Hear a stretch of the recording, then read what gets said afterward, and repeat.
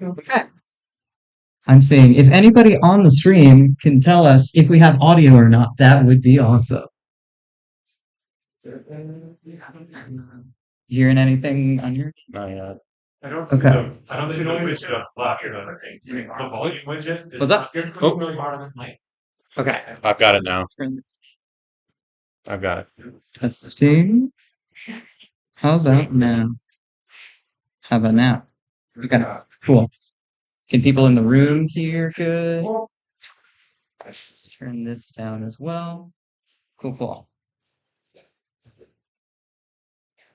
You guys, audio technology is not my forte. It better be. Okay, cool. We should run it whole GM console. There we go. Yeah, we'll bring that to you. Okay. Cool. Seems like we're good then. Okay, party. Let's do the three dots for me. What's that? We're checking go to properties. Let's just see which one is selected as your audio. Microphone voice. That's why. So the line two. Now, has the audio changed for the people in house? Cool. Okay, we should be good then. All right, let's get this party started. Hello, everybody. Welcome in to IGDA Twin Cities Gamedev Meetup. Got our order of operations here, so also hello to the people on the stream. I'm breaking my own rule of not standing within the camera's view. We're going to go through our introduction, which is this. We're going to get into some announcements for the community plugs if people are interested. Then we'll do our main presentation of the night. So you want to do a side project, ? By Josh Anthony. And then we'll mingle for a little bit, yap with each other, and then go to Station 280. Trent has a question. I'd say a smidge more nervous doing this because my mother is here. Shout out. Okay, so I'm more focused. If I'm stumbling over my words more tonight, it's because I'm more focused on posing for the camera. So welcome in. If it's your first time, thank you for coming out and meeting with us. Be sure to talk with some of the other people, come to some other meetups, and get involved in our Discord. If you're curious about our safe event policy, you can find that at igdatc.org/policies. IGDATC, if you didn't know, is all volunteer. We have a board that helps run operations that is all volunteer. So if you have any questions, concerns, or problems, you can ask any of these wonderful people, many of which are in the room right now. Raise a hand. Yeah, go team. You can also contact us all at igdatwincities@gmail.com or find the board members on our Discord with the IGDATC board role. And if you're interested in serving, we've got an election coming up next year. 2026, got to update that. All volunteer as well. If you're not interested in serving on the board, you can help out with anything you're interested in, and we'll call you a volunteer. There are many people who help fill in the gaps running events of their own or helping facilitate other events run by board members. If you're interested in anything to add to the community, let us know. We'd be happy to try and help you put something together. So we got regular events that happen primarily on Wednesdays, as well as some special interest events. All of our Wednesday events are going to happen from 6:30 to 9:30 roughly. Our first Wednesday of the month is Jam Night, which is going to be a minimal agenda, bring something and co-work with other people in the community. We've got our Game Dev Meetup. You're here right now. Good job. Give yourself a pat on the back. Yeah! It's going to be presentations, talks, roundtables, and etc. from our community, as well as general networking and socializing. Next week, Wednesday at Noble Robot, is going to be our Twin Cities playtest, where people will bring in games that they are working on or send them in remotely. And people coming in person can come and play test those games. It's live streamed, and that feedback will be saved for the developers' benefit. Yes, Beth? No, you do not have to bring a game to come and play games. If you are interested in playing games, you should show up and play games, because your playing games will be fun for you and valuable feedback for the people making those games. It's a win-win. Show up. Bring your games. Show up and play games. Yes, Mark?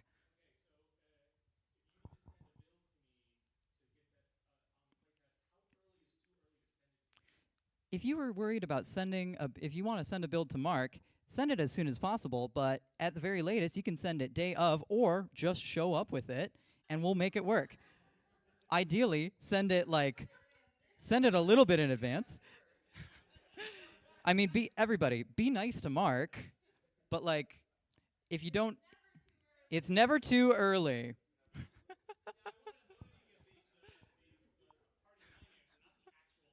Ah, I'm just so information oriented. I'm so.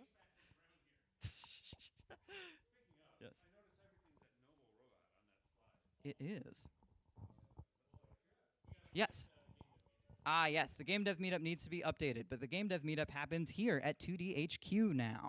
Everything else is at Noble Robot, except for our fourth Wednesday event of the month, MNVRHCI, which is a VRHCI-oriented special interest group at REM5 Studios.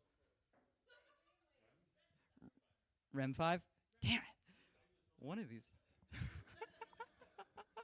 I love standing up here and being the local community court jester. Anyways, special interest events. Every third Saturday is our Women in Games gathering at Noble Robot as well. It's a no-agenda networking and social event for anyone who identifies with the label woman. If you're interested, come meet other people in or adjacent to games. It's not this Saturday. It's going to be next Saturday. So we'll see y'all there. And by request, it's going to be key lime pie tonight. If you don't know what that means, get involved in the Women in Games Discord. There's pie. And we've got our audio-oriented special interest group, Game.wav. Yeah. At the Hennepin Technical College Audio Production Department. So if you're interested in audio, interested in learning more about audio as it relates to games, if you want to nerd out about the tech of the trade or just show off some cool songs that you're working on, come out to that event. Happens. That is happening tomorrow. The slide is lying. That's because I forgot to update that. So everybody can yell at me after we're done with the event. I can't let these intros run on any longer. It's now being codified and standardized into the second Thursday of every month, which is almost always the day after the Game Dev Meetup. So we'll see all audio people there tomorrow. And if you're interested in adding another event for me to stumble over, let one of our board members know. We've also got another event that's not on there. That's a one-off.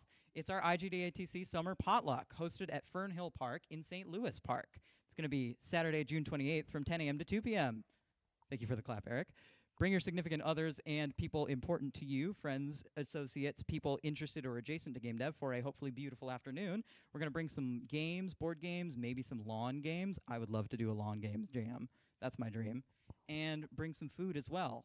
And if you're able to bring any food or beverages, scan that QR code or check out the announcements channel on our Discord to RSVP, tell us how many people you're bringing and what food or other items you're bringing to the potluck. We hope to see you there. Yes, Beth? Yes, I did say you could bring your kid, Beth. Bring your kid, bring your family, significant other, roommates, people who are interested in learning more about or meeting people in the community or in their important person's life. Yes, Trent? My mom might be there, but she's in Madison, so maybe. Oh my goodness. Oh my gosh, wow, worlds collide. This is awesome, you guys. See, now everybody needs to go because my mother is going to be there. She's going to be headlining the event, so be there or be square. Quick shout out and thank you to all our sponsors.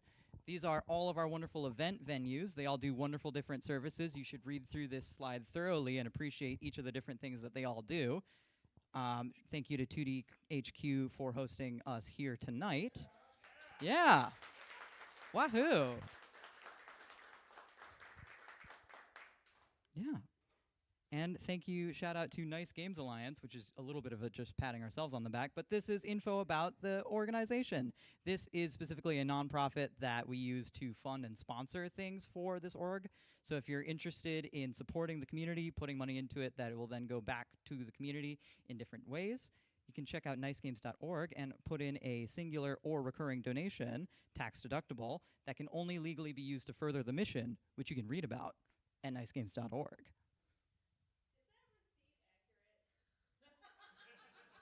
That receipt should be accurate.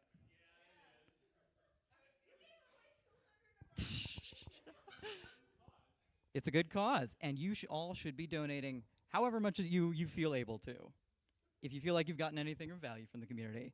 So if you're wondering where that money's going, here's a little update since the last time we discussed it at the Game Dev Meetup was a good couple months ago. Yes, Mark? Yes, please get up here. Mark is going to join us up here. Yeah, high stakes. All right. Okay, so we, for Nice Games Alliance, we have a little bit of money now. A little bit of money. Woo! Thank you to everybody who has donated. We got some one-time donations, some pretty big ones, some like lovely little ones, and some monthly donations that are ongoing, which is like gives us a lot of confidence to be able to like have ongoing programming. So the two main things that we're starting now, that we're actually starting to put our money towards, the first one is actually the second list that I'll just mention it now. We are now sort of pooling money to sponsor events. So the main thing for that is going to be we're going to be doing a little stipend for all of our event hosts. We're going to give them a little bit of money to just do whatever they want with to organize their particular event, whether that's getting supplies or snacks or whatever. If you're running an event, it's kind of up to you. So the specifics we're nailing out, and the events that are run only by board members, I think we're going to exclude those for now, just to not drain the coffers. Right. But for our volunteer hosts, we're going to give them a little bit of cheddar to spend on some other kind of cheese if they like. Yeah, some pizza, snacks, pies. Modest for the moment, but that's a sign of where we want to go with it, is have a little bit more going on with that. And then we've got another project upcoming, which is our indie arcade cabinet, which we're working on with member of the community you may know, Carlos Sapina. Wahoo!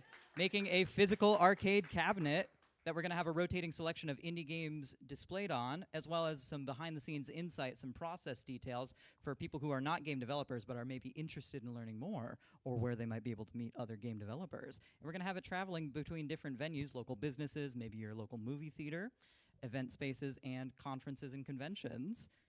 And hopefully the idea is that it'll be the first of many, so that we'll have some permanent homes. We'll partner with local businesses to stick an arcade cabinet in their space, either in a lobby or if they're a coffee shop, thereby just helps promote the community, but also helps bring people into our org by exposing folks to the work that we do. Is this like the one at the cupcake place? Very similar, yeah. Yes.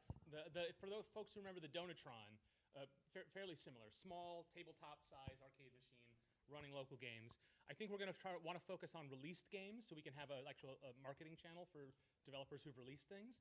But in terms of what goes on there, how it lurks, what information we share, and how that evolves and changes over time, I want to put together a subcommittee of volunteers to help do the programming for that. So it's not just the board members deciding stuff. We want everybody's input on what games in the community are good. Do we want like every single game that is out there, or is that like fire hose? Do we want to like have a rotating selection? How do we want to do it?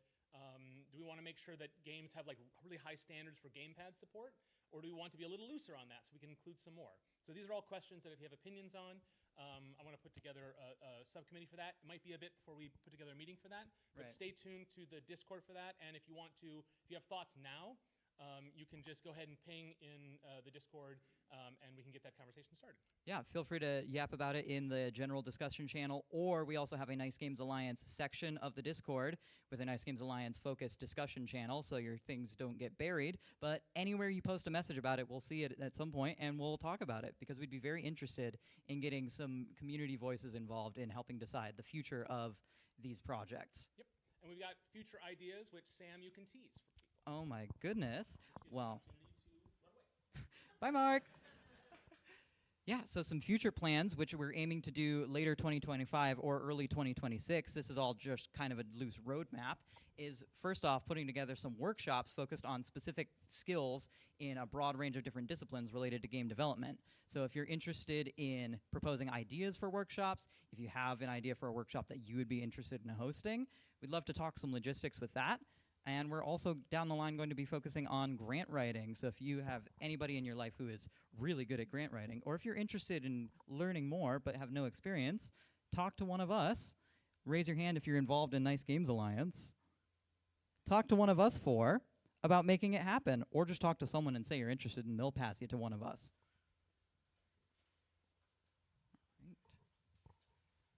Community plug space. This is an open poll. If anybody within the room would like to shout out a game release, development news, anything that they think would be beneficial for the community to hear about? Yeah, step right up.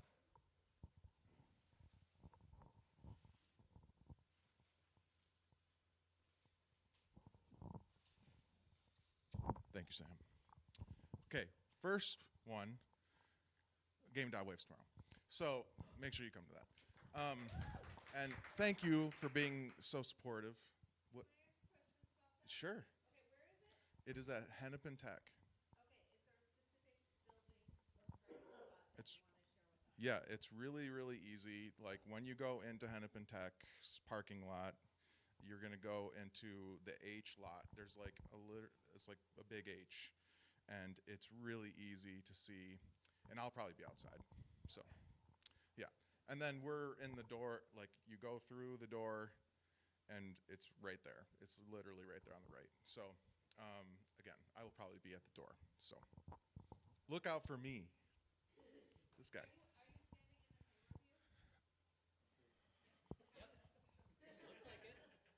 Okay. The address is on the Discord. That is correct. Address is on the Discord. Okay. Second thing, it's actually ending tomorrow, I think, but this is a good time to say that AirCon 25 is actually happening right now. It's an online game audio event, and it's really awesome. I went last year and was watching some of the talks today. They're all going to be on.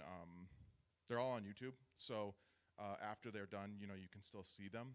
But I mean, from everything from like big composers in the community to sound designers, technical sound designers, all kinds of stuff. So that's called AirCon. AIRCON. Yep, AirCon. So yeah, that's happening right now.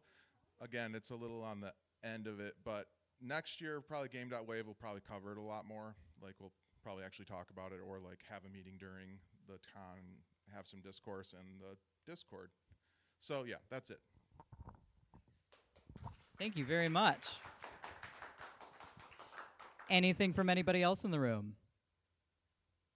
Going once. Oh, go right ahead. All right, this one's for you, Charles. I just need a browser here. That's not a browser. I need a browser. Oh, this is a browser. Oh my goodness. Got this. So you guys play any video games? So this is Charles McGregor helped make this game recently, and it came out like a week or two ago, and it looks really cool. It's called Teenage Mutant Ninja Turtle Tactical Takedown. Yeah. So check it out. I actually haven't played it yet. It's probably pretty good, but I don't know. But yeah. Yes. Yeah. So good job, Charles. Yay, go Charles! Check out Teenage Mutant Ninja Turtles Tactical Takedown on Steam. Woohoo. Anybody else? Yes, Josh? All right, well, this feels a little apropos to plug considering where we are, but 2DCon is in a couple of months in August. And if you don't already know what that is, it is a Minnesota Games Convention, the largest in Minnesota, if I recall correctly. And a lot of us indie devs are going to be bringing our games there. So if you want to play indie games and if you want to just be in video game culture in general, that's a great place to go. Check it out at 2DCon's website.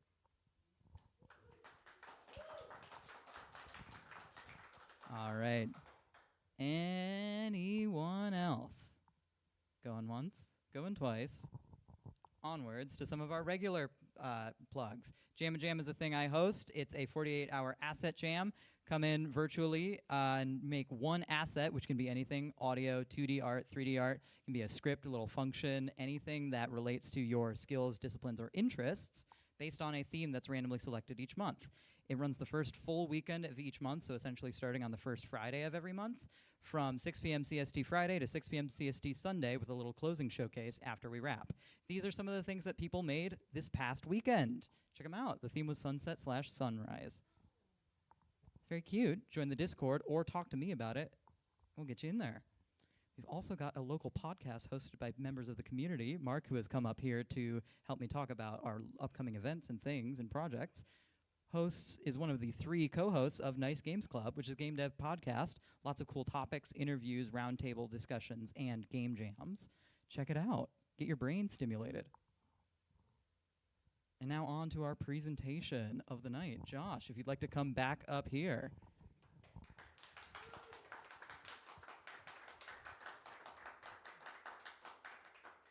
Hello, I'm back. All right, so you want to do a side project? Okay, well, regardless of what you answer, that's what the talk's about. So hopefully you'll get something out of this, whether you were planning to do a side project or not. So let's dig a little bit more into who all of you may be. Are you someone that has an idea for a project, but you're not necessarily sure what to do, how to get it going, stuff like that? Are you perhaps someone that has an idea, but you just don't feel like you've got the time or the resources? Are you just curious about how other people do side projects in general? You're someone that wants to learn more about how things get done. So if that's you, great. This talk is going to be very helpful. If that's not you, then I'm sure there will still be something in this talk that is helpful, so feel free to keep watching. All right.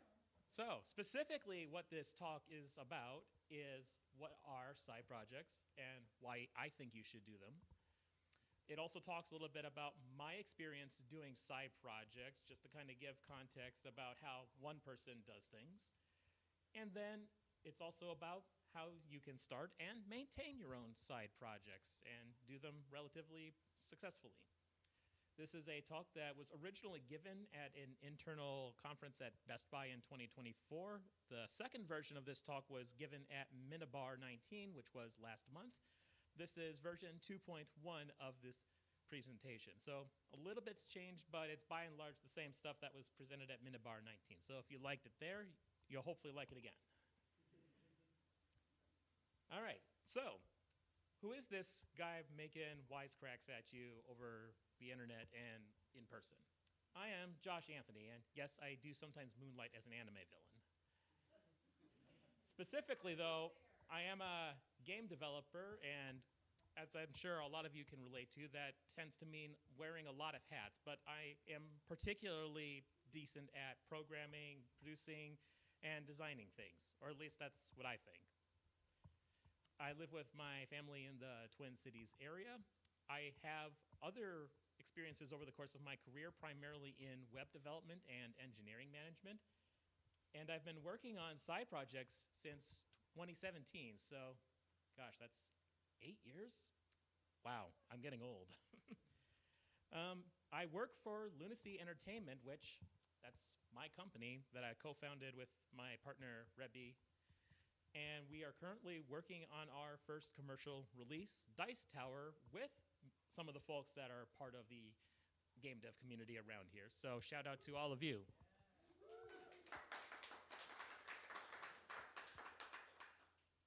All right, so that's enough about me. Let's get started on this climb up the mountain of side projects. What are side projects and why they might be worth doing? So let's start with a bit of a definition of what side projects can be.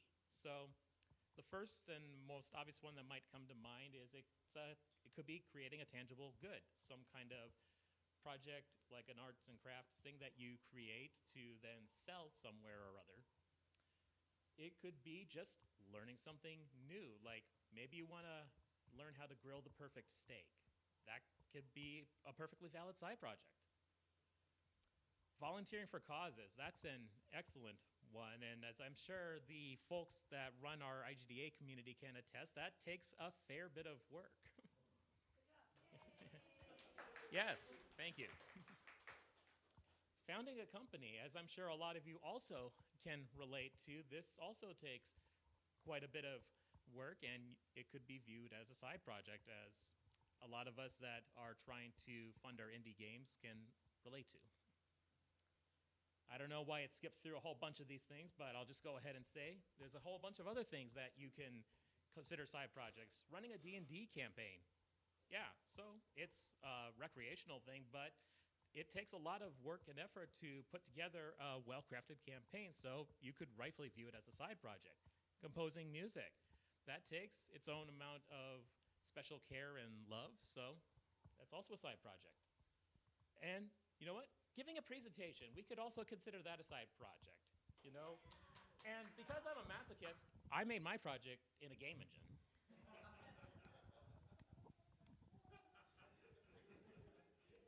Yes, Godot, in case you're wondering which engine I'm using. And if you want to see more about Godot and get an introduction to it, I gave a talk about that for our IGDA community a couple of years ago. So feel free to check out the YouTube history for that. All right, so let's get back to the nature of things. I'm going to define a side project for the purpose of this presentation, at least, as something you work on that has an objective outcome. And I think the objective outcome part is the key thing, because you can spend your time doing a lot of things, but it's what's produced at the end of that effort that I think differentiates side projects from, say, scrolling videos on TikTok. All right, so how much time do side projects take? Now, obviously, that's a kind of wide variety of answers. They could take a few hours, a day or two, weeks, years, or maybe it just doesn't end. It's something that you perpetually do. So really, side projects, they just take as much time as one is willing to invest in them. Now, I've already been mentioning side projects are potentially a lot of work, so maybe you're thinking, well, why should I bother? Maybe you think they're expensive and you just don't have the kind of money to commit to doing a side project. You think it'll take up your spare time. You already put in a lot of time and effort at your day job or whatever it is that you do to sustain yourself, and you just don't want to make more time for it. Along those same lines, you just want to relax sometimes, man. You don't want to put more time and energy into doing work. Or maybe you just don't think you're good enough to do side projects. Maybe you think it's not worth taking the time to put something out there because other people have already done it and are doing it better than you. Now, I'm going to address these questions, but before we get into those answers, I'm going to go a little bit more into my story, how I got started really doing side projects. So this is how things were, say, 5, 6 years ago, or however long it was. Math is not my strong suit. All right, so one of the things that I had a lot of trouble with in the past is focus. I'm someone that has ADHD, and you've probably heard a lot of things about ADHD in culture or media. ADHD is a lot of different things to people, but for me in particular, it makes it hard for me to keep track of things in my head. And if something's not written down, I'd forget about it. I'm sure you can imagine how that might make it difficult to keep anything sustained and going. And because of those things, I couldn't really finish anything that I started. I only wanted to do interesting things, and if I got bored, then I'd just bounce off of it and do something else. And then there's also this fear of rejection that I've carried in me, where I don't want people to dislike things that I do, so if I don't talk about them, then they don't get a chance to dislike it. So, you know, just keep it on the down low. And then possibly the biggest obstacle, I hate doing work. And for me, things are either trivially easy or they're brutally hard. And another characteristic of ADHD is that when you are bored, it feels like you're dying. Now, that may sound like hyperbole, but ask anyone that has ADHD. This is not far from the truth. And it's just so much easier to get on YouTube or play a video game and do things that engage the part of my brain that wants to be satiated and stimulated. I don't want to do work. That's hard. Now, this is who I was, and I chose to do things differently to improve myself. But I say all these things to illustrate that if someone like me can get involved in doing side projects, then I believe you can as well. All right, so what did I do in particular to get things going? How did I get started with side projects? For me, there's a few things that particularly got me going down this path and led to my success. And the biggest thing I would argue is I started bullet journaling. So this literally changed my life. If you're not familiar with what bullet journaling is, it is a planning technique that really what it's about is you have a system, but the system is designed to adapt the parts of it that work for you. So you can do it as much of its system or as little of it as you want. And that was key for me because I have ADHD. I hate planning things. That takes a lot of effort.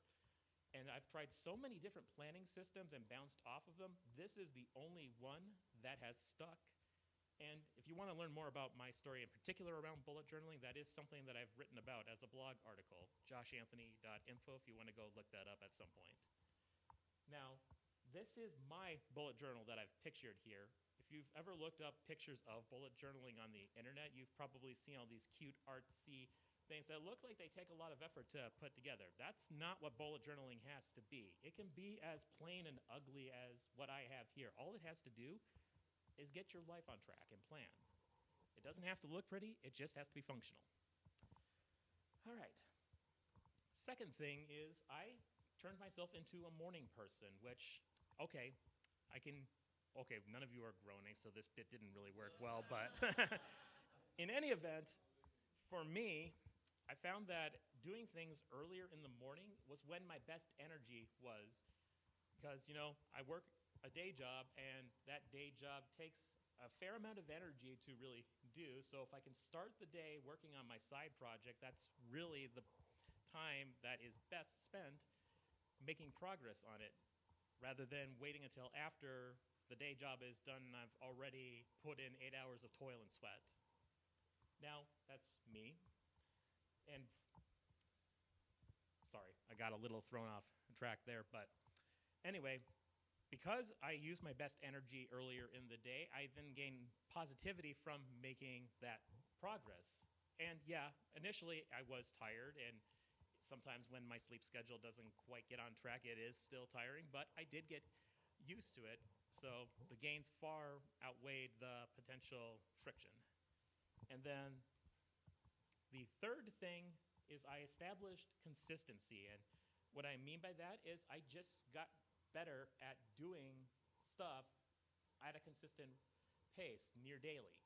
And it was tough and slow at first. I wasn't necessarily doing that much on a daily basis, but over time, I got better at it and built up a tolerance and was able to start working harder. And then ultimately, I now average roughly 16 hours a week doing side project stuff. Now, that's me and based on my interests. It doesn't have to be that much. It's all based on what you're able to put together. That's just where I've wound up.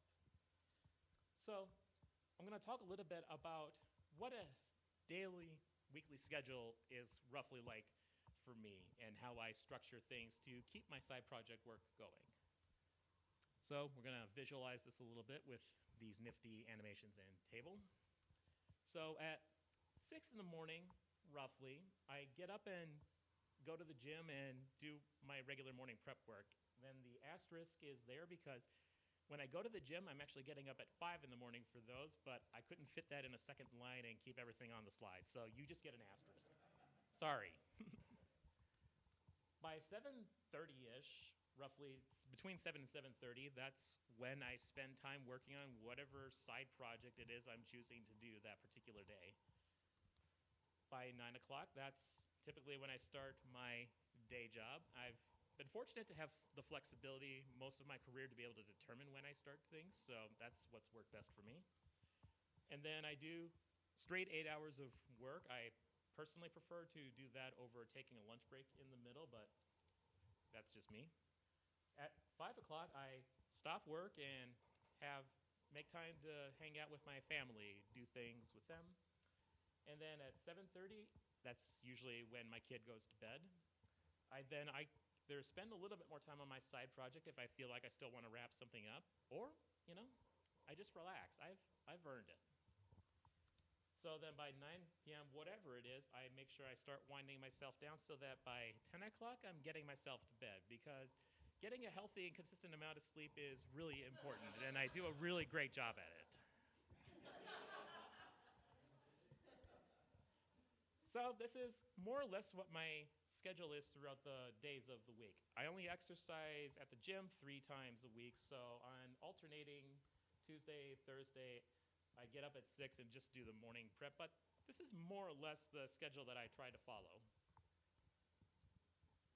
On Saturdays, I also get up at 6, but this is a weekend day. I don't have day job obligations. This is when I can get big, concentrated chunks of time to focus on my side project. And for me in particular, that's valuable. So I spend Saturdays roughly 8 hours or so working on the side project, making sure that I still stop around 5-ish to spend time with family or do other relaxing things. And then on Sundays, that's when our family does things together, so I do not do any kind of side project or day job work on Sunday. Most of the time. There's a few exceptions. I'm doing a game jam this weekend, and there's nobody going to be around anyway, so I'm going to be working this Sunday. But by and large, this is what I stick to. All right, so that's an example of how I make side projects fit within my schedule. Now, let's talk a little bit more about the climb itself. Let's get going doing these side project mountains. All right. So first of all, let's figure out how we can get started with side projects. Maybe you have trouble generating ideas. If that's the case, then what I would recommend is these are ways that I've identified how to. Sorry, let me back that up a little bit. This is some possible ways you can identify what would be interesting to work on as a side project. Forgive the word salad there. So if you're interested in something, if you're passionate about it, then that's a great thing to focus on for a side project, because you're already interested in doing it.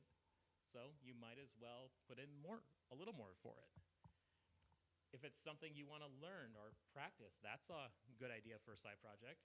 Maybe someone else has this cool thing and you want to be part of it, you want to help out with it. Side project doesn't necessarily have to be your thing, it could be helping someone else out. And then maybe you see a commercial opportunity, some underserved niche, and that's also a perfectly good way to generate side project ideas. Now, one thing that I'd recommend in particular is that you have a place to capture your thoughts about side project ideas. So there's this concept where if you are thinking about something a lot, it takes up brain space. So by getting that out of your head, you're less likely to lose the idea because it's still circulating around up there, but also because you get those ideas out of your head and written down, it also leaves more room to be thinking about other things. So all in all, it's just really helpful. And then for me also, when I write things down, all the ideas that I have, it lets me see just how many friggin' ideas I have and how much work I'm potentially signing myself up for, and then I can adjust to it from there. Now, capture documents are a great way to do this, and what I call a capture document is simply something that you can take wherever you go to write down ideas immediately. For me, that's my phone and the Notion app, and just some random page that I throw ideas into. Now, importantly, it's just for capturing. Don't try to categorize ideas as you're writing them down, because categorizing ideas and coming up with ideas are completely different energies, and I found time and time again that if I try to categorize something when I'm thinking about it, it just goes whoosh. So yeah, capture documents are great, but having somewhere to capture your thoughts in general is the main thing. All right, so let's say you've got an idea. Now, how do you get it going? So first of all, you should explicitly plan when you will be doing your work. Now, this means figuring out when do you do your best work. I alluded earlier that I became a morning person because that was my best energy. Everyone is different, so it's important to identify when do you do your best work and then try to align the times that you work on your side project to that, whether it be mornings, evenings, weekends, or heck, lunch breaks. Now, consistency helps with motivation, and it's a lot easier to find time to do something when you're planning on when you do it. So instead of sitting and figuring out, oh, what am I going to do today, you already know at 5 o'clock, I'm going to spend an hour working on whatever project it is, learning about grilling a steak. I don't know. And then you also should learn to make do with what you have. Sometimes with certain side projects, you feel like, oh, I need to purchase this specialized equipment that is specifically for this kind of side project. And in my experience, while it is nice to have good tools, it's not strictly necessary. And if you wait until you get the right tools, that is a motivation killer. And then frankly, you might not even realize what's actually necessary when you're starting out. So it's a lot better, in my experience, to just start doing things with what you have. And then as you gain experience doing the things and finding where the pain points are, that's when you'll know what's actually worth buying. And then you'll actually use it because you're buying it to solve a pain point. So that's generating ideas, getting it going. Now, how do you maintain a side project once you've started it? So there's a few things that I particularly recommend for keeping yourself going in particular, and the first of these is to never have a 0 day. Now, this is something that I first heard from a YouTuber called David Whaley, but I'm sure this principle exists in many different forms because all it really means is always do something every day. So you always have 5 minutes to do something in a day. I don't care what it is, whatever it is, there's always going to be 5 minutes for something. So when you take that 5 minutes to start working on it, typically that will engage your brain and get it going. And suddenly that 5 minutes can turn to an hour or two because you get yourself into that flow and forced yourself past the wall of, oh, I don't want to do stuff. And perhaps you do 5 minutes and it just isn't happening, then cool, you tried, and best of all, you still made some progress because 5 minutes of progress is better than 0. And then you should also know how much time per week roughly you're going to spend working on your side projects.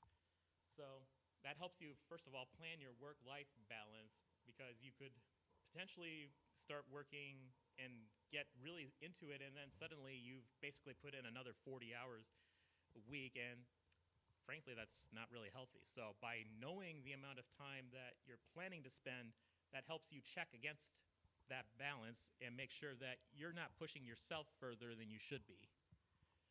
And then once you have an idea of how much time that you're spending on your side projects, that lets you start guesstimating how long certain parts of your project are going to take based on the amount of time you have available to spend on them. And that gets useful for things like forecasting and budgeting your time. It also helps if you can find a place that is comfortable for you to work. Now, I believe that locations and places, there's certain vibes and energies associated with them. So it's important for you to find those energies that really work for you. And for me, that's usually when I'm doing engineering stuff, I tend to like being at my home office alone, isolated.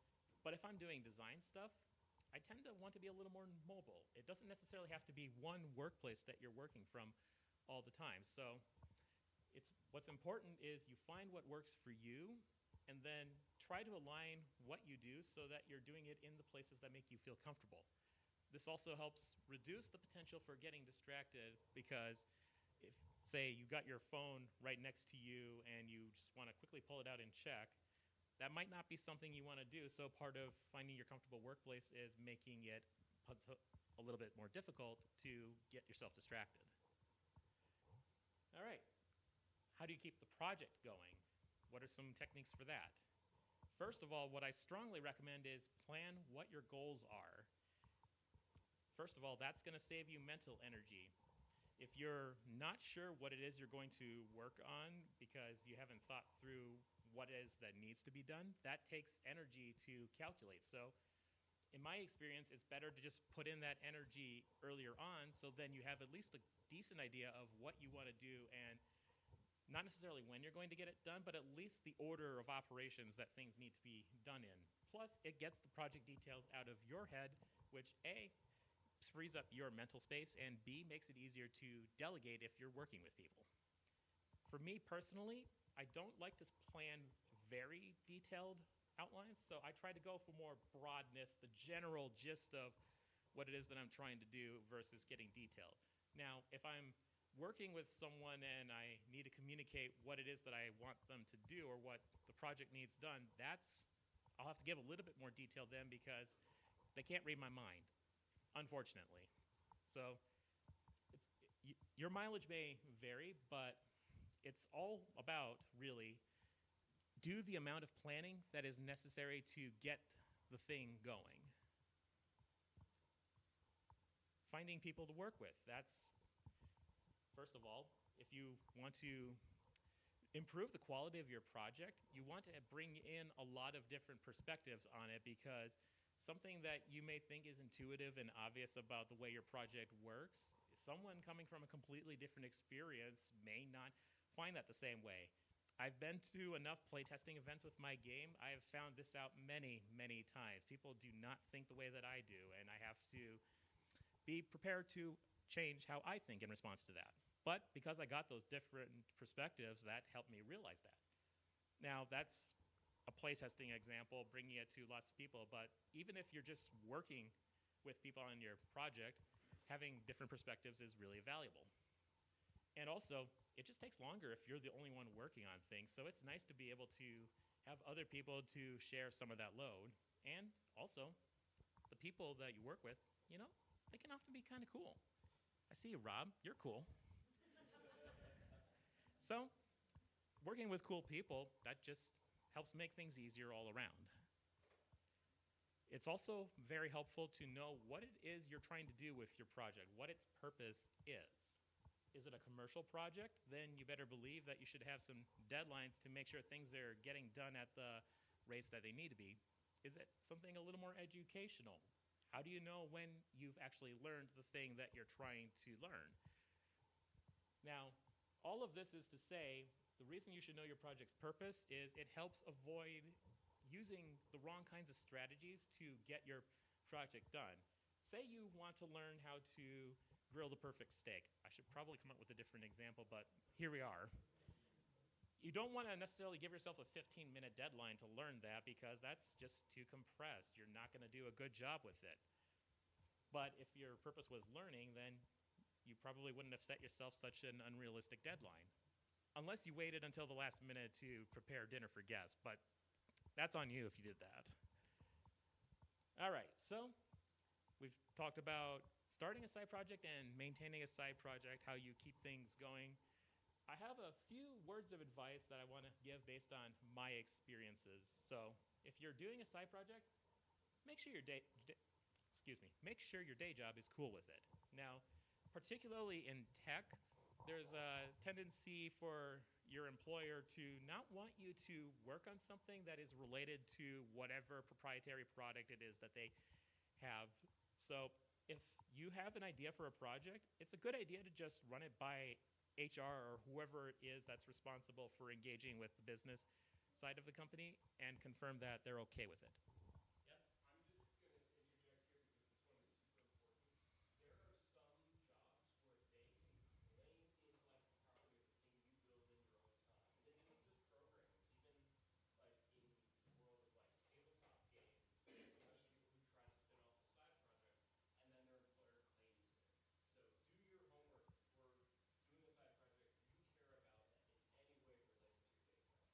Yep, that is very good pointed out. And just to repeat it for the stream, what was being said is some companies can make claims on what your side project is. So you need to make sure you do your homework about what they can potentially do before you start on it. I see another hand.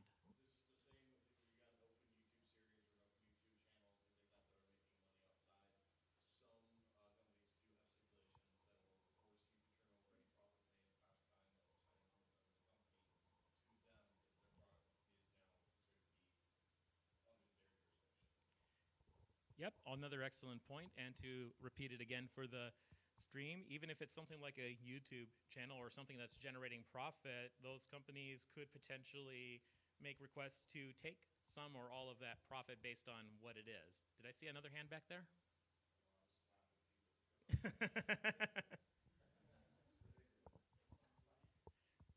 Okay, so yeah, like I said, make sure your job is cool with your side project, because if they aren't, then you're going to have to make some decisions about whether you want to keep working for that employer.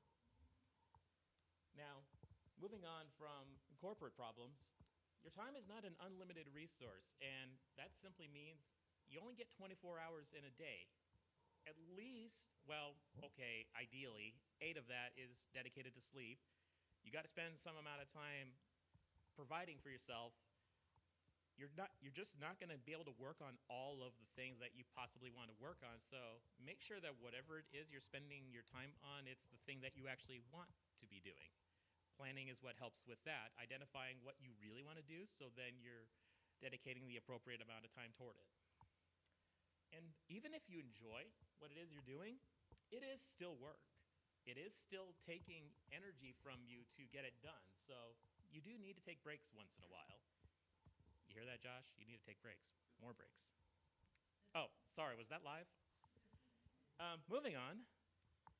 Success is not guaranteed. And what this really means is you need failure to learn how to improve, because if you're always succeeding, you're not seeing where the problem points are. Now, it's sometimes hard if you have a fear of rejection to accept this, but one of the things that I've had to learn is failure is not a rejection. Failure is a learning opportunity.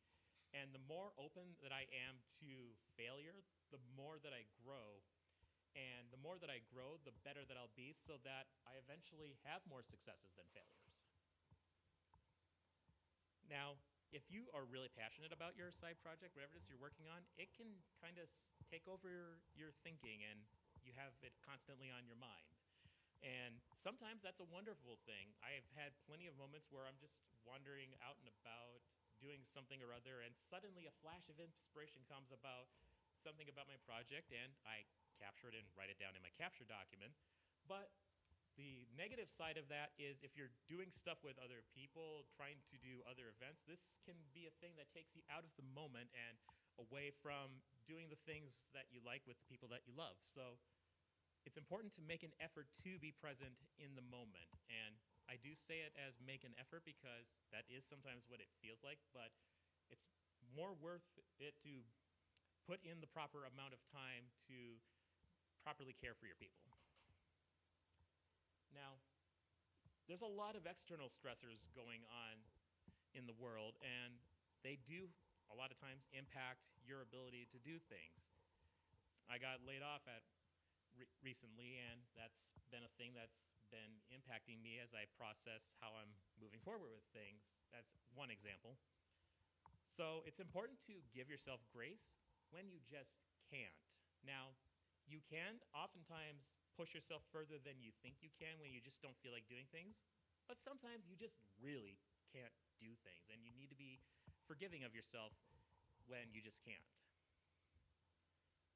Deadlines are something that are useful for motivating and getting things done, but if you are like me and don't necessarily have a great sense of how long things take, that can sometimes lead to added stress because you committed to something that has a hard date and you only recently realized that there's actually not enough time to really pull it off. So when you do that, make sure you give yourself a break afterwards. Take a breather. When you do this kind of thing, one thing that I do find helpful is give yourself a deadline for how long your break lasts, so then you're not just wallowing in nothingness for long periods of time. You know when it is you're getting back on the horse. And then finally, on the subject of taking breaks, it sometimes feels like you're wasting time, especially now that I'm doing what was, at the time, my side project, Dice Tower, as a full-time gig.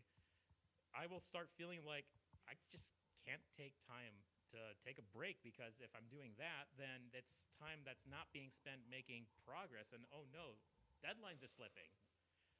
That's a very real feeling, but you have to remember that this isn't just about work. It's also about rest, your life, and it's It's all about balancing the two things to make yourself not just productive, but healthy, because you can't be productive if you're not healthy.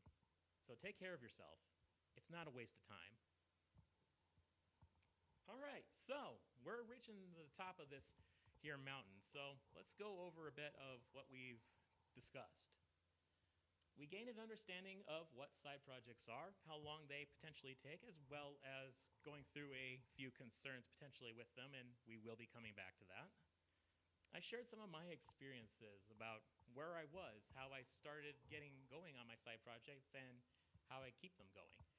And then we talked about how to get started on side projects, how to keep them going, as well as going over some advice that I've had based on my experiences. Now, why should you bother doing side projects? Sure, they can sometimes be expensive, but most, if not all of the time, you can find cheaper free ways of doing things. So again, it's about making do with what you have and not necessarily waiting for the best so-called optimal thing. It'll take up your spare time. Well, if you plan how you're spending your time, then it's only taking up as much time as you choose to spend on it. And that can be as much or as little as you're interested in. Maybe you still think it's hard and you just want to relax. However, I think the fruits of your labor are lasting and valuable. And for me, I've never regretted time that I've spent doing my side projects. I can't necessarily say the same about social media or YouTube. And then finally, if you still think you're not good enough to do this, well, that's everyone. Everyone is not good enough at something when they start doing it. You only get better through experience, and sure, it's not necessarily going to be great work right out of the gate, but you're not going to improve unless you do it. So just start doing it. All right, and then just in closing, hopefully through this talk I've inspired you to potentially start your own side projects. Sure, it's going to take a lot of effort. You might fail or not once, multiple times, but just remember that it's the first step that's always the hardest. So as you take more steps, you gain more confidence, and then as you gain more confidence, you can take on more challenges, and those challenges make you stronger, and then before you know it, you're at the top of the mountain. Thank you.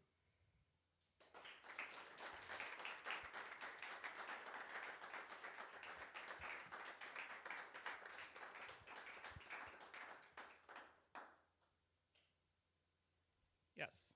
Well, I am a person that has a hard time detecting when I'm looking too hard, and it's led to sadness. I don't know if you have any tips of like, as a fellow ADHDer, of like noticing when you're working too hard, because I notice when it's too late and then I'm burnt out. So a lot of that comes from having had those experiences. That's where you find out where your limits are. And then for me, what I do is I react to that by planning better and choosing to not spend as much time doing things. That's one of the reasons I have very strict definitions of how much time I'm going to spend a week on side projects, because that's what helps keep me from going over that edge. Yes. So, sorry. I'll piggyback off there if I can speak for a second. Another thing with ADHD that I've worked with, because I work with a lot of people that have ADHD, is telling other people around you what your own boundaries are for yourself, and letting them help you and say, hey, you've been working on this for 8 hours, 2 days in a row, and you said you only wanted to spend like 10 hours a week on it. Like, kind of reevaluate this week and come back to life, or come back to reality. But Yep, that's definitely a very helpful thing to do if you're brave enough to share what your own boundaries are. And a lot of these things, especially interacting with people, it does take that kind of boldness and braveness to be clear about what you're able and willing to do. So I appreciate you sharing that. I'll get to you in a moment. Beth had a question earlier.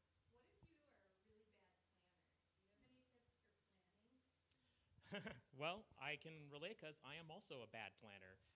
First of all, bullet journaling, even in that simple rudimentary form where it's literally just me noting down the basics of what I'm doing, just at least putting it down what I need to do, that gets you going. Now, as far as how much time things take, I think that's just an eternal struggle that nobody's really necessarily solved perfectly. So the way that I've been trying to do it, I'm not necessarily successful at this yet, is I'm trying to keep track of roughly how much time I'm spending doing something, and then using that to kind of give me a feel for if I'm doing something like this in the future, this is how much time I've spent on it in the past.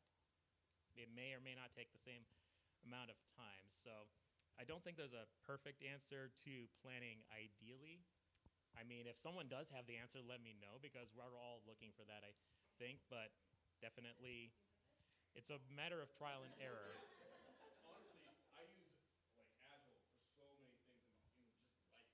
Like, okay, this thing is roughly like 3 points. Is like it's all about like this was 3 points in the past, and like well this thing is roughly the same size, so I can say 3 points to that, and it's all like relative evaluation. And I feel like it can also vary depending on, like, I also have ADHD, so a struggle for me is that having a physical object like a journal doesn't work as well for traveling around with, or for getting places. So you can kind of change the format based on what works best for you. Like, I mainly use Google Keep because it easily automatically transfers between my phone and my laptop. Or, like, also I think a big thing is just being comfortable with using whatever tool stimulates you best at the time, if that is how your brain works as well. And not feeling bad if a tool doesn't end up sticking, because a big thing with ADHD is often you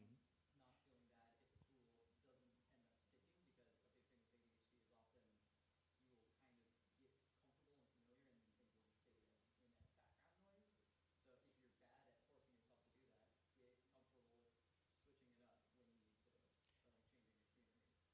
Yep, and just to repeat for the stream, it was suggested that working with agile methodologies, if you're not aware of what that is, you can Google Agile Framework and that should get you there. But essentially, Agile's pointing system can be used to kind of help guesstimate how much effort things take, and then that can be used to help with planning efforts. And then to Sam's point, if you find yourself bouncing off certain tools or structures a lot, it can be helpful to just get comfortable with doing that.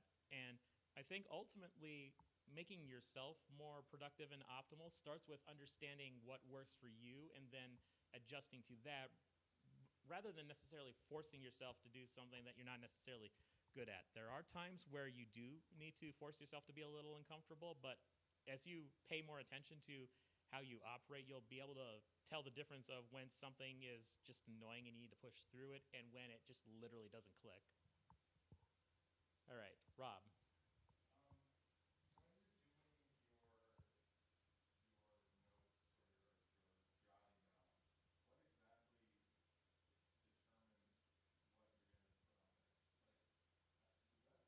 Like, does that make any sense? So in other words, how do you understand what it is you wrote down so then you can contextualize it later? Is that the gist of it? Sort of. I think sometimes when this happens to me, I like just start writing a ton of stuff down and then I don't know what. It's just all out of order. And like you were saying, I really like what you said not to organize it, but almost sometimes I'm like emotions get in there and thoughts and tasks, and it's like, how is that helpful? You know, how have you Yeah. gone through that? Yeah, so the question, as I understand it, is how do you make sure that whatever it is you're putting down in your capture document or whatever, how do you make sure you understand it later? So for me, I paid attention to the kinds of things that I need in order to trigger my memory as far as what I was thinking. Now, it varies what that thing is based on what I'm writing down, but for the most part, what I do is I just write a quick note. I'll maybe do an indented bullet list for things that are related to that point. And then most of the time that suffices to work. There's a few times where I didn't explain it to myself well enough and I don't frankly remember the context, but when those times happen, then that helps me understand what I need to do differently next time to make sure I better capture the idea. So some of that comes from experience. If you're going back through your capture document later to remember things, what I'm trying to do is make periods of time where I explicitly go through my capture list with the intent of categorizing the things that I've found. So then ultimately, that helps prevent the capture list from just becoming one ginormous document that you can't make heads or tails of, because categorizing things is useful. You just don't want to do it at the time of capturing. Yep. How do you combine the concepts of no 0 days and taking a break when you need it? Yes. How do you combine no 0 days and taking a break when you need it? That comes down to sensing yourself and getting an understanding of what works for you. What has worked for me is I will generally start with the foundational assumption that I'm going to spend an amount of time a day working on something, and I'm going to do that 6 days a week. Like I said, I usually don't do any sort of work on Sundays. So by building a day of buffer, that's one of the things that helps. But sometimes I'm just not literally able to do it. So that's where, when I decide to take a break, I set a timeline for myself of how long I'm taking that break for. Maybe it's 15 minutes, maybe it's an hour, maybe it's even multiple days. But the deadline of knowing when it is you're going back to doing things, I think that's what helps keep you being consistent, and then while avoiding burning yourself out because you're pushing yourself too hard. As for what those amounts are, that's different for each individual. So it comes down to understanding yourself and reflecting on how things feel for you. Yeah. So something I found myself years ago, and I think a lot of people who try to take on a side project, especially if that side project involves using similar skills to your day job, which I would say is true for you, like, being a programmer by day and then game development with the technical side of it by night. A lot of people who try that discover that even if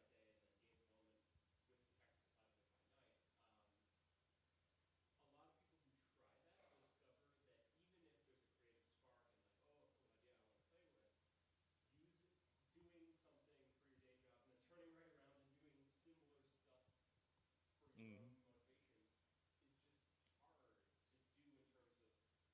it feels like you're draining the same battery across both of them, and a lot of people discover that even if they want to, that's hard. You obviously have been,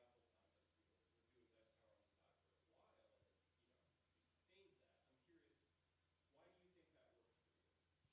Okay, so the question or comment really was around, if you're doing something for your day job and then something similar as your side project, it kind of drains from the same battery, and then how do I deal with that? And Why do you think it works for you? so first of all, I will say that is a struggle that I have long endured, and the thing that has most helped me through that is not relying on feeling like doing it, relying more on just doing something. That's where planning helps, knowing what I need to do. So then even if I don't necessarily have like the desire to do it, I at least know what I need to be doing, so I can get that jump start into making sure it happens. This is also something where never have a 0 day really comes into play, because if I'm committing myself to at least doing some amount, even if I don't feel like doing it, like I've said, a lot of times when I at least start forcing myself, I'll get engaged, and then it suddenly turns into an hour or two, and then the times where it just is only 5 minutes, it's probably because I literally couldn't have gotten anything done with my state anyway. Now, the other thought I have around that is, if that's you and you're doing similar things for your day job and your side project and you're just not feeling it, that's potentially a hint that you might want to look for a different side project if that's what you're interested in doing, because being able to context switch does help with some of that draining from the same battery. Now, for me in game development, one of the advantages of doing so many of the indie hats is I get to design things. I get to do production sorts of things. So I do get to jump around a fair bit in terms of the different kinds of tasks that I'm doing, and that honestly has been a big part of what's helped with me in particular. So, how did you? I know from my own personal ailment, call it, that having the same schedule every day makes me feel like I'm doing a 9 to 5. Like, just even if it's like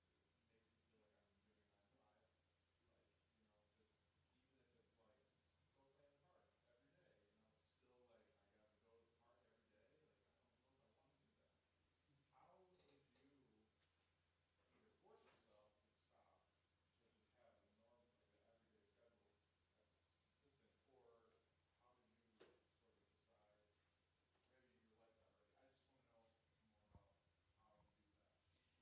so the question was, if you're doing the same thing on every day, 9 to 5, that can feel kind of laborious because it's a thing that you're supposed to do. And then the question is, how did I deal with it?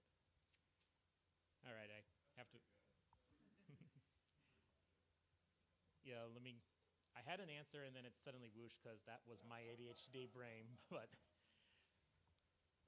so first of all, yes, that's definitely something that I've experienced and dealt with. Okay, I remember where I was going now. So for me, that's another thing where the consistency helps, but you don't necessarily start being fully 16 hours a week consistent. I definitely didn't start there. That was something that I had to build up to over many years, and it's gotten to the point now that I've built that tolerance, that muscle. It's a lot less effort for me to keep that going. So if you're not already there, now's the perfect time to start.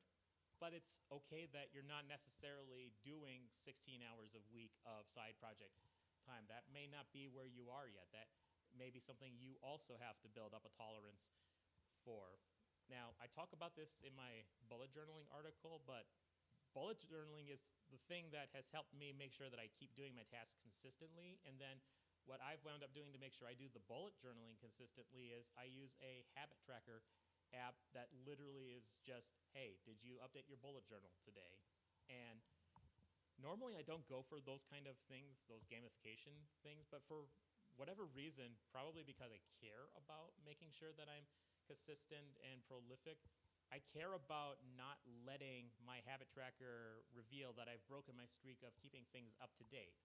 Now, that's what I've used for bullet journaling. I use that for a few other things as well, but through the process of building up those habits, that's then allowed me to translate that muscle into flexing it for things like side projects. Does that help? I think like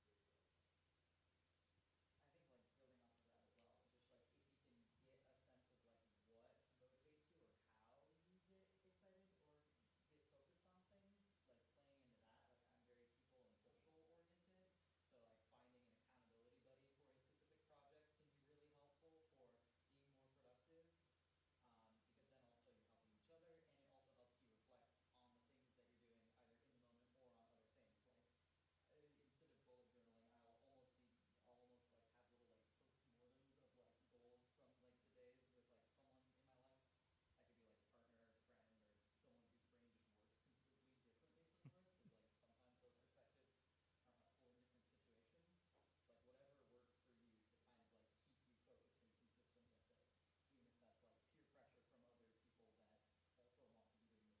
the same thing. Yep, and to relate that, so basically it comes down to knowing what works for you and what motivates you. That can take some amount of reflection and introspection, but once you have ideas for what things work for you and get things going for you, then that's a lot easier to plan around and schedule your life around doing the things that work for you.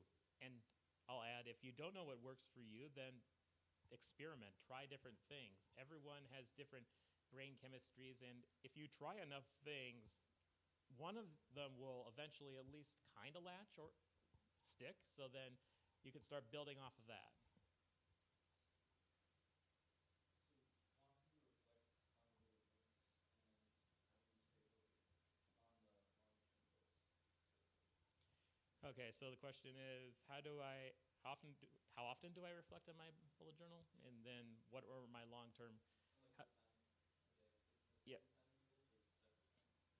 Okay, so specifically around how often I reflect on my bullet journal stuff. So I have a process where once a week, it's always Thursdays for me.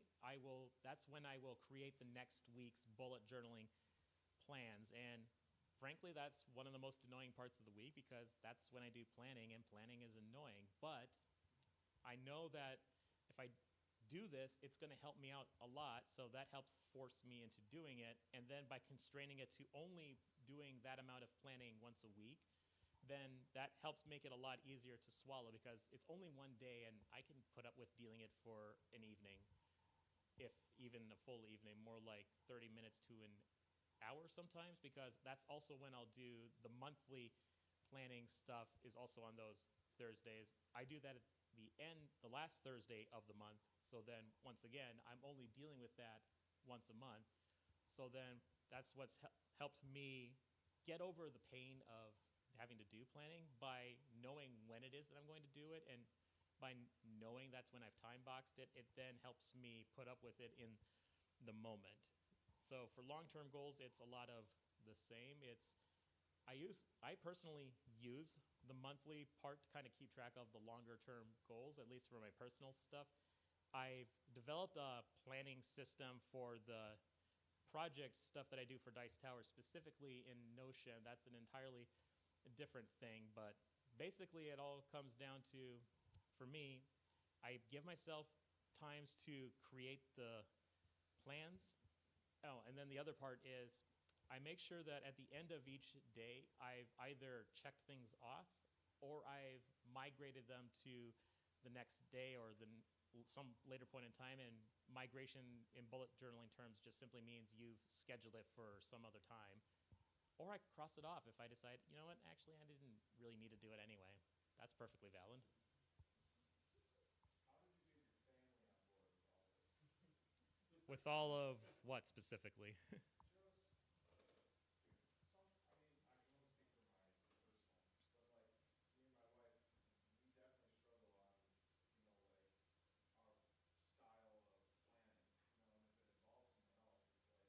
going that worked for, you and your family? Because they have to be on the same timeline as you, like, it's family time 5, whatever. So it's like, how do they not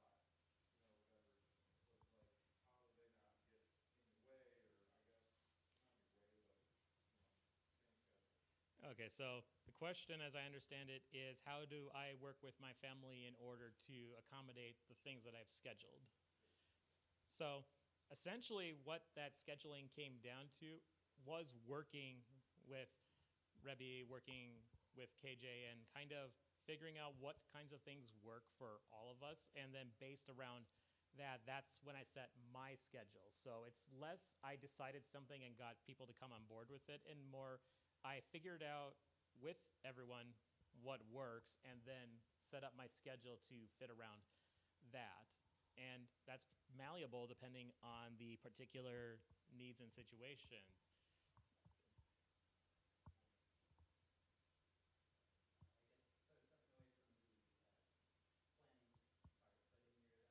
planning part, but in your advice, you talked about how the values of failing. And I was curious if you had suggestions or recommendations on how to find chances to expose yourself to failure. Like what can you find good ways to seek out spaces and how to make sure that's so that you can get to that side of it. Yeah, so the best way to expose yourself to failure is bring your ideas to people. That's the quickest way to find out whether your ideas are any good or not, and it's also the quickest way to get experience being told that your thing just isn't quite working. Now, how do you kind of put up with that from an ego standpoint? It frankly takes a lot of acceptance and willingness to be okay with someone telling you that your thing sucks in whatever vernacular and language that comes.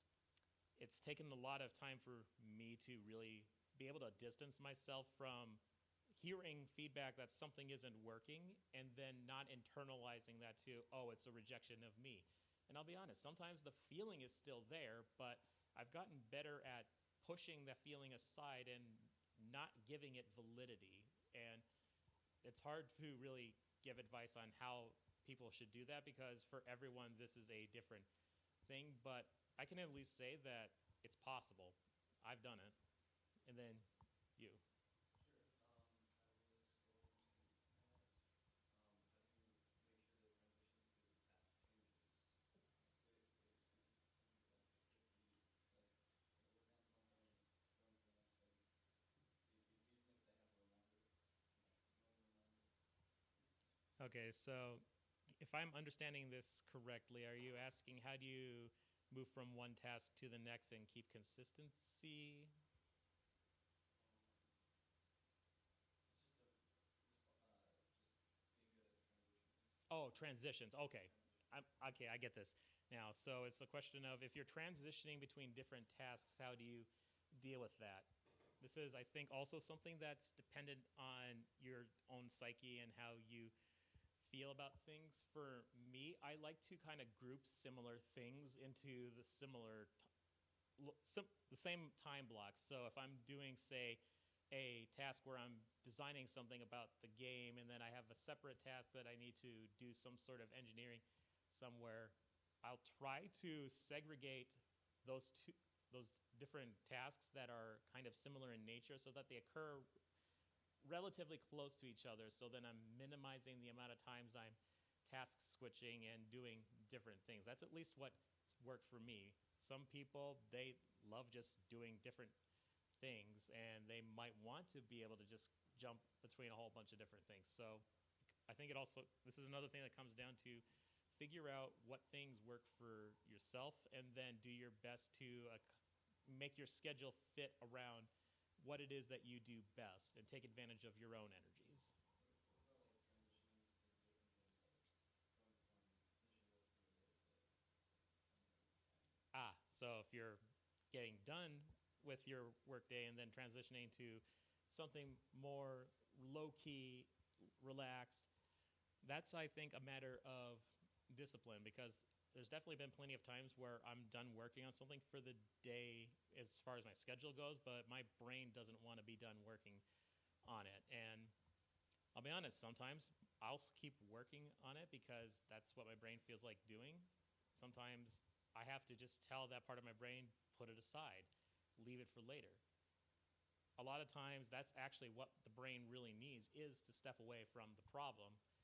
So it's something that I don't necessarily do perfectly, but it's something that I've recognized that more often than not, if I'm stepping back, it's wound up being good for me. So then trusting myself to tell my brain not to focus on the thing, to stay focused on the things that are in front of me. I think it's a disciplinary thing. And bouncing off of that as well, I think, again, like kind of getting a sense for yourself and what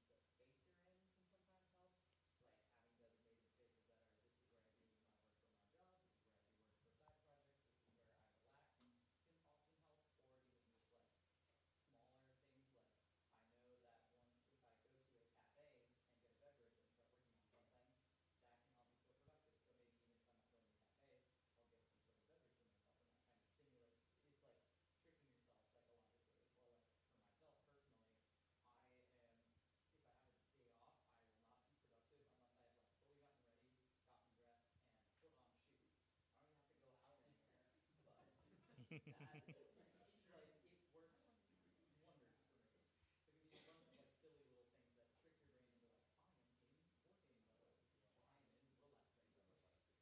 Yep, to just repeat what was said, it's another matter of just knowing what works for you. If it's something as simple as you give yourself a beverage once you do a certain amount of work, or you get yourself dressed in a certain way when you're doing certain things, it's understanding what gives you energy and gives you some sense of motivation, so then you can plan around that and take advantage of it. I just wanted to, from my experience with how to deal with failure quickly and I think there's one important thing to remember, that the opposite of love, like, oh, I love this game, is not, I hate this game. The opposite is apathy. So they're at least passionate enough to give you something like, this is absolute dreck. I would not wish this upon my worst enemy. That they at least have enough passion to tell you that. And they're trying to make it better. So Yep, to repeat that, when developing something in particular and someone gives you feedback that they hate it, they care enough in order to give you that feedback. yeah, don't read the comments. Yeah. That takes years of training. Yep. Exclusively read the comments.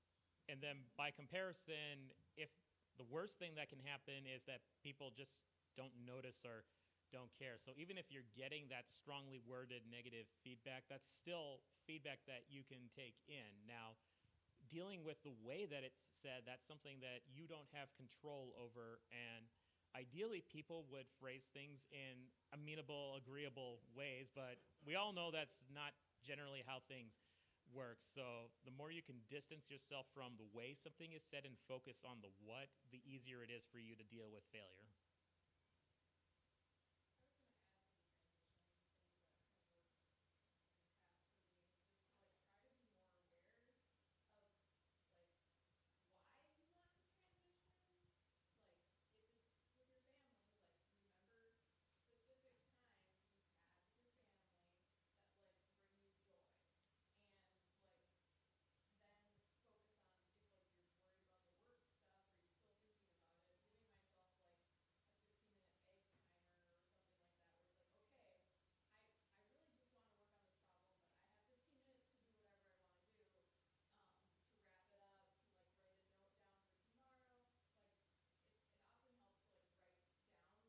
but I have 15 minutes to do whatever I want to do, to wrap it up, to like write a note down for tomorrow. Like it often helps to like write down the train of thought of like what you wanted to continue working on, but you're gonna stop now because you're going to go spend valuable time with your family. So like just and like the more that happens, the more like, you know, if you even if you remember a negative thing, like say you worked really late and then, you know, your wife was sad or something. Or, you know, you missed something. Like you can remember that too as a motivator to be like, okay, I don't want to do this. What? Love you. Love you. Just like you can have positive and like negative, like, okay, I don't want to do this, I want to do this, and be very like aware. And then continue to learn. Like as you do it, be more aware of like when I transition and do this, it was, you know, it felt like it was gonna be the worst thing in the world, but I did it and then it was fun. Yep. And then I thought it was gonna be really horrible, but you did it and it's fine. And the more like you remember that, the more easier certain things can be. Yep, that was a lot of wisdom. So, to try and summarize that, it's very helpful to have an understanding of why the transition that you're doing is happening and using that as memory when you're trying to separate yourself from the task that you're leaving to whatever it is that you're going to. And then something that helps with that is at the end of the time that you're working on the task, which you can also help yourself by giving yourself a small time box in order to wrap things up. If you just write down what your thoughts were at the end of that so that you can then look at that and pick things back up when you're coming back to it, that is really helpful. That's definitely something that I've done. And if you're working with code, one of the things that I love doing when I want to remember what the next code thing that I'm doing is I'll intentionally write a comment in the code, but not do it as a comment. I'll write it as actual not working code. So then the game crashes the next time I try to run it, and I see exactly where the error is because that's my note. I like that idea. I'm gonna do that. As long as you're not working on a case. As long as you didn't commit it, it's fine. Anyway, sorry. So on the, sorry, I know we're jumping around through a lot of topics right now. I want to return back to failure real quick here. I've been trying to figure out how to say this for the last like 5-10 minutes. So we talk about failing fast a lot, and I would also like to remind people that we also want to talk about failing often and failing first. If you're afraid of failure, one of the best pieces of advice I was ever given was intentionally design a shitty product. Intentionally design something that is going to get nothing but straight hate comments, and then purposely release it and read the hate comments, and every hate comment they get is a success. So, to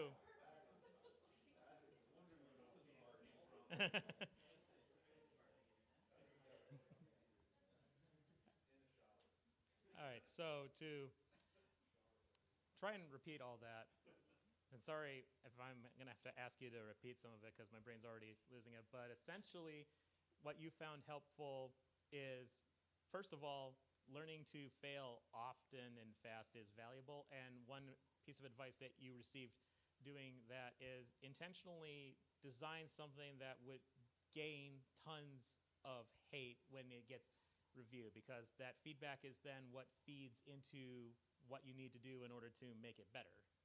Did I get that right? Pretty much. It takes away the sting of failure because you are intending to fail and see that you succeeded and failed. Yep. Successfully. Yeah, I want to piggyback off that a little bit because something that I've found lately that's been really working for me. This isn't necessarily bringing something to review, but for me, I tend to be someone that likes to think a lot about how to do something in an ideal way before I act on it. And a lot of times that results in me spending hours figuring things out only to then build it, and it still ends up being crap because I missed certain things. That's an ADHD thing. I have trouble holding all of the possible connections in my head. So something that's really worked for me is just get something out there. It doesn't matter how good or how well written it is. In fact, it should just be, you shouldn't even be thinking about how good it should be. You should just get it down because it's another form of note taking. You've got something written down, you can see it, and then you can start building on it because you have the gist of things down. It's not the greatest of version of it yet, but you iterate on it and it gets there. Yeah, that's kind of part of what you said, but yeah, I think that a way of taking what you said is like you give the fast version of it and then you do the slow version. And there's value in both. Yep. But you should do the fast one first. Don't forget to. Yep. Yep. Important to, you do the fast version, but then you have to come back and do the slow, more thoughtful version. But because you've done the fast version, you've encountered problems, so then you have a better idea of what you actually need to fix. Oh yeah, it's definitely great for making games. And if only I'd learned it a lot sooner instead of maybe some of my development woes would have gotten by more quickly. But that's a topic for another day. Thank you so much, Jeff.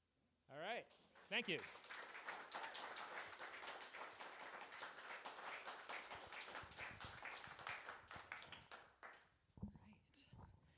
All right, and for everyone tuning in on the stream, we're going to turn it off now. Thank you so much for joining us. And for everybody here in person,